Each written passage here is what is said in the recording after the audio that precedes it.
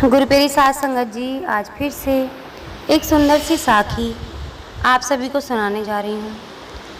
गुरुप्यारी साध संगत जी, मरना बहुत आसान है और जीना उतना ही मुश्किल। ये दुनिया मरने वाले को उठाने में और जीते जी इंसान को गिराने में अपना पूरा दम लगा देती है, लेकिन जीते जी इंसान को जीने नहीं देती। और मरे हुए के साथ तो आप सभी लोगों के सामने सारी बात ही है कि मर जाने के बाद उसी इंसान की लोग बुराइयां भी करते हैं और बढ़ाइयां भी करते हैं। जिसको एक आंख देख नहीं सकते थे वो लोग भी बात बनाने के लिए आ जाते हैं कि बड़ा अच्छा था, बेचारा मर गया। तो गुरुप्यारी साध संगत जी, इस दुनिया में ना कोई अपना था, ना कोई अपना है और ना कोई अपना हो सकता है सिवाय परमात्मा के।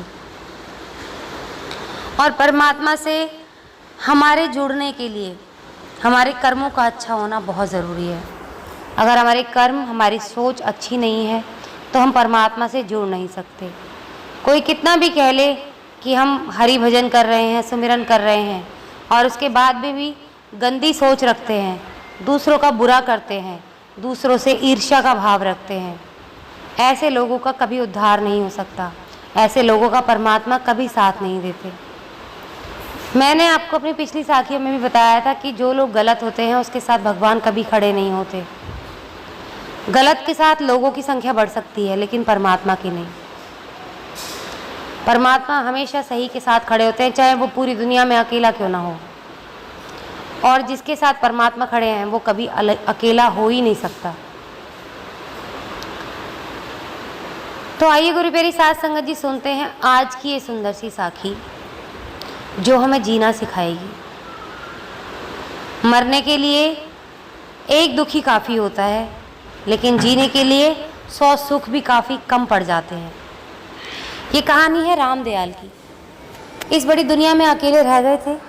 उनकी पत्नी की मृत्यु जो हो गई थी, वो 2-4 दिन ही बीमार रहीं। मोहल्ले वाले उन्हें अस्पताल ले गए। उन्होंने ही भाग दौड़ की। रामदयाल खुद बीमार थे। उनका लड़का मुंबई में रहता था, कई वर्षों से घर नहीं आया था। माँ की मौत का समाचार मिलने पर उसने जवाब भेज दिया, बहुत उलझा हुआ हूँ, फुर्सत होने पर आऊँगा। चिट्ठी पाने वाली रात रामदयाल तकिए में मुंह गड़ाकर कितना रोए होंगे, ये कहना बिल्कुल भी आसान नहीं है। उनकी खुद की उम्र 65 साल की हो गई थी। अब उन्हें हर दम लगता था जैसे दुनिया में उनके लिए कुछ बच ही नहीं गया। पड़ोसियों ने उनका बहुत ख्याल रखा।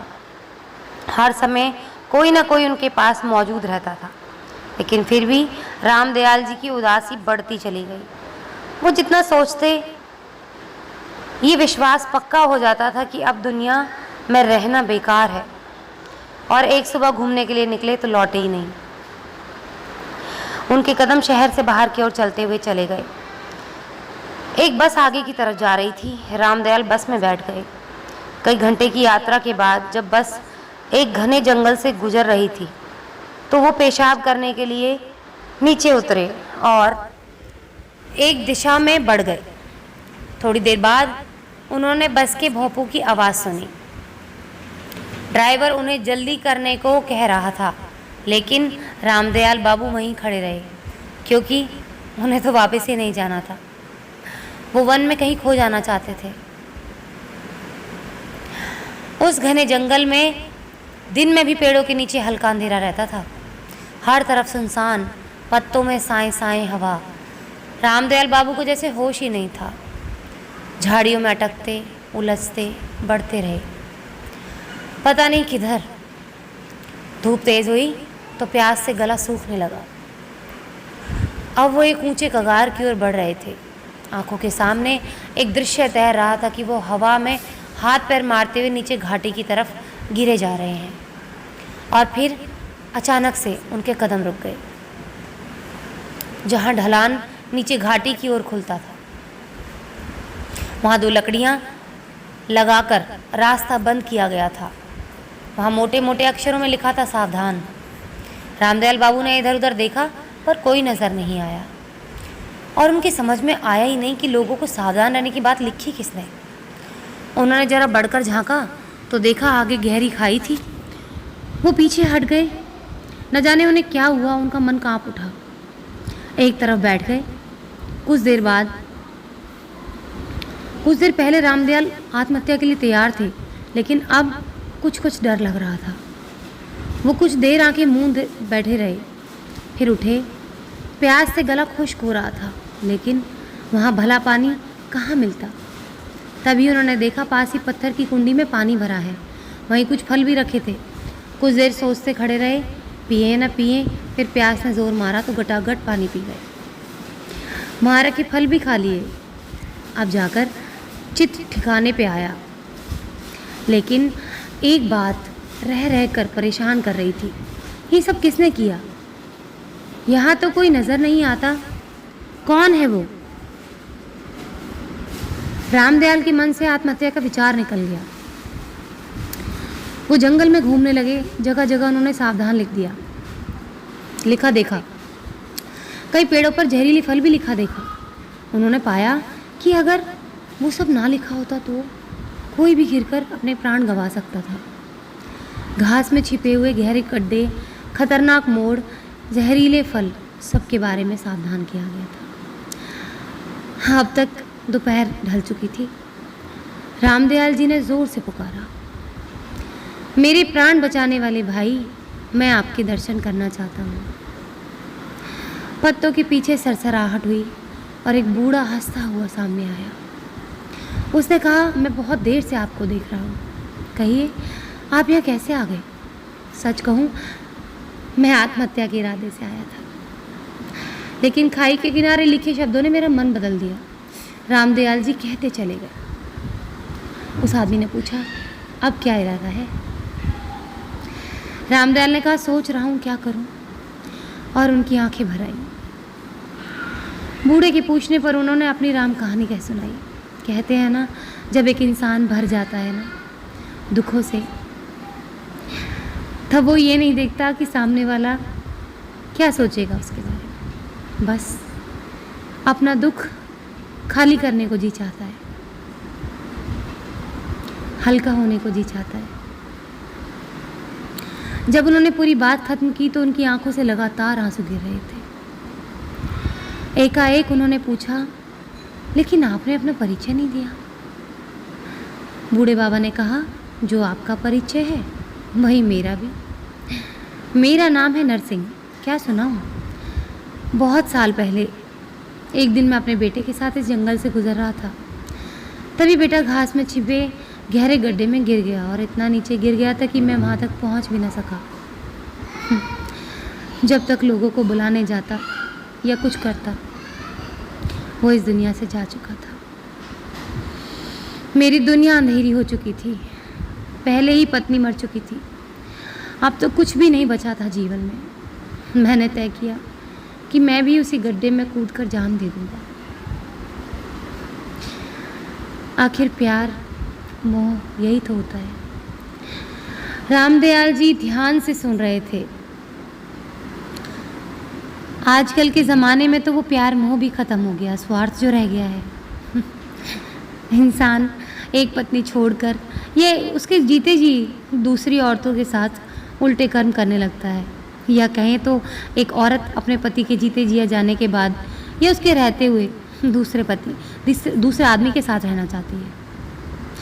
तो आजकल के ज़माने की तो बात कर ही क्या, 50-50% का ज़माना है। और मेरी साथ संगत जी, नरसिंह ने कहा कि मैं कूदने जा रहा था। एकाएक मन ने कहा, ये कायरता है, हो सकता है इसी तरह लोग आकर इस छिपे गड्ढे में गिरते रहें। नहीं, ये ठीक नहीं है। पहले इसका कुछ प्रबंध करना चाहिए। बस मैंने गड्ढे के चारों ओर पेड़ की डालियाँ खड़ी करके उन्हें लताओं से बांध दिया, यानी कि बेल से बांध दिया। रामदयाल ने पूछा, फिर